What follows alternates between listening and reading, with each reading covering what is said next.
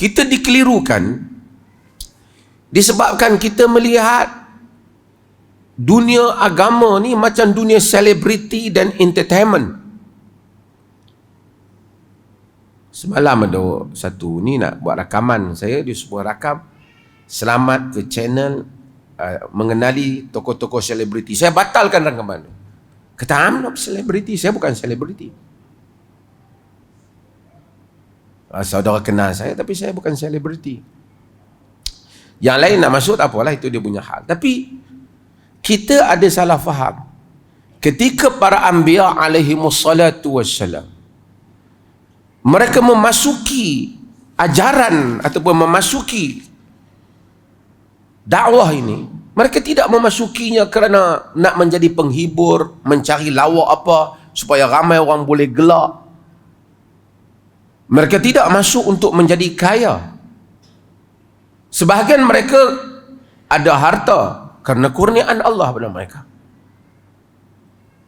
Saya suka dengan kisah beberapa tokoh pendakwah sunnah besar di Mesir.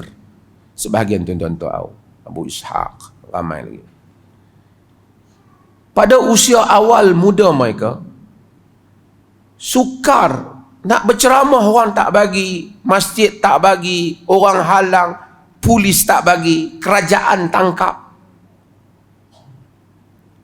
Tapi bila dah lama, dah tua, berdakwah dah banyak, dunia telah kenal, pemerintah hormat, orang hormat, Saudi hantar kapal terbang, jemput mereka, bawa mereka pergi haji.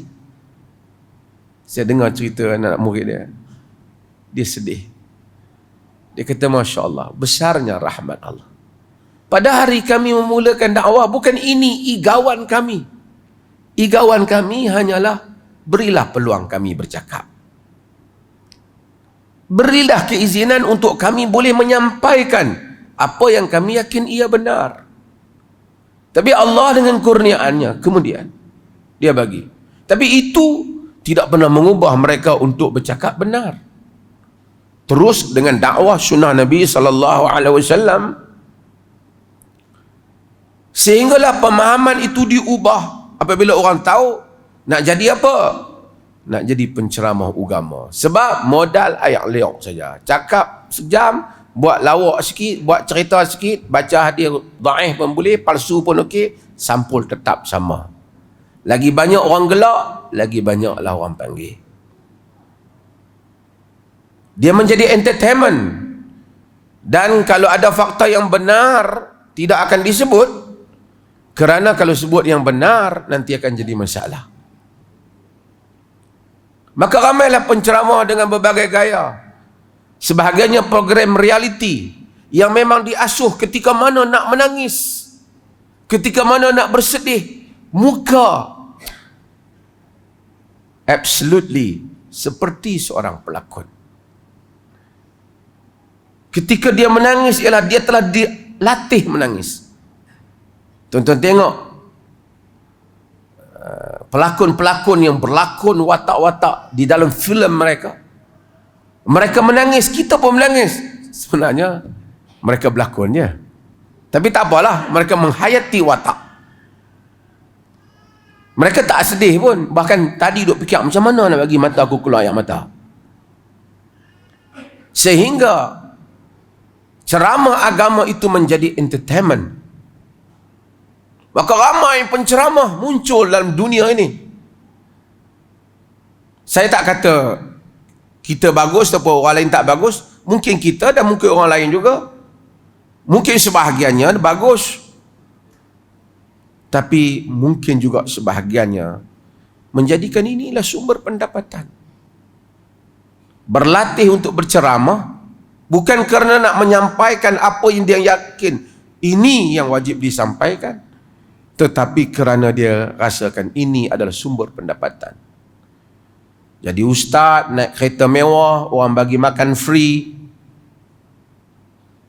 Saya tak kata salah mendapat hal itu. Saya pun dapat makan juga. Tetapi itu bukan igawan kita dalam dakwah. Pada hari-hari kita berdakwah, kita menghadapi para anbiya pada hari-hari mereka berdakwah, mereka menghadapi ujian yang besar. Apabila Allah menceritakan tentang Ya'qub, Ishaq, tentang para anbiya alaihi wassalatu wassalam, bagaimana Allah mengangkat mereka, apa Allah kata mereka pada surah Al-An'am? Dzalika hudallahi yahdi bihi man yasha'u min ibadihi. Yang demikian itulah petunjuk Allah yang Allah tunjuk dengannya sesiapa yang Allah kehendaki di kalangan hamba-hambanya.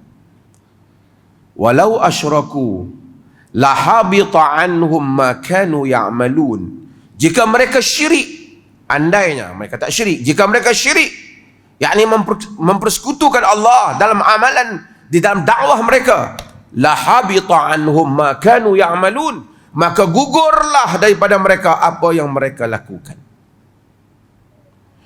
Ulaika alladzina atainahumul kitaba wal hukma wan nubuwah.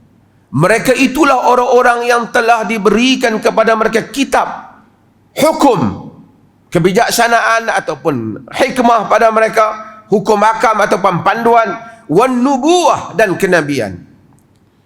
Fa in yakfur biha haula'i faqad wakkalna biha qauman laisu biha bikafirin.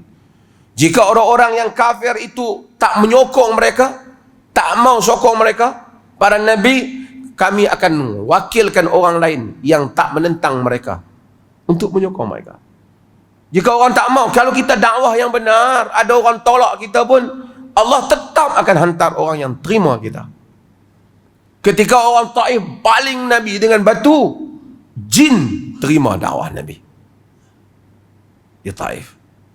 Tapi apa Allah kata selepas daripada itu pada Nabi? Ulaika alladzina hadallah. Mereka itu para anbiya yang telah suffer, yang telah menghadapi rintangan, susahan dalam dakwah. Ulaika alladzina hadahumullah. Ulaika alladzina hadallah. Mereka itulah orang-orang yang Allah telah beri petunjuk kepada mereka. Fabihudahu muqtadih. Maka dengan petunjuk mereka itulah kamu, wahai Muhammad, ikut mereka. Apa Allah kata yang pertama? Qul la as'alukum alaihi ajra in huwa illa dzikra lil alamin. Qul, katakanlah, la as'alukum alaihi ajra, aku tak minta daripada kamu habuan daripada dakwah ni. In huwa illa dzikra lil alamin, ia hanyalah merupakan peringatan untuk sekalian alam. Itulah dakwah para anbiya. Dengan dakwah itu mereka menghadapi rintangan. 1000 tahun dakwah Nabi Nuh, pengikutnya hanya berapa puluh orang, dia tidak mengubah agenda dakwahnya. Dia tak kata, tak apalah dah hampa tak mau, dah mereka tak mau, kita buat cara lain lah pula. Kita kata hak mereka mau. Para anbiya tidak melakukan itu. Para pendakwah tidak melakukan itu. Jikapun Allah memberikan kedudukan penghormatan kepada mereka, bukan kerana mereka mengubah jalan mereka, tapi kerana mereka tetap istiqamah di atas. Ada orang, dia ubah macam-macam dia buat. Kadang-kadang kita tengok, saya kadang-kadang tengok apa, lucu kan, orang ni, orang kalau kita dalam dunia dakwah lillahi ta'ala, tuan-tuan berdakwah, tuan-tuan akan ada satu cara fikir yang berbeza dengan cara orang bukan di medan dakwah. Itu kadang-kadang menyebabkan apabila orang yang bercakap tentang dakwah, tapi dia bukan berfikiran dakwah, dia tidak mengubah. Ramai, okey, sebahagian artis okey.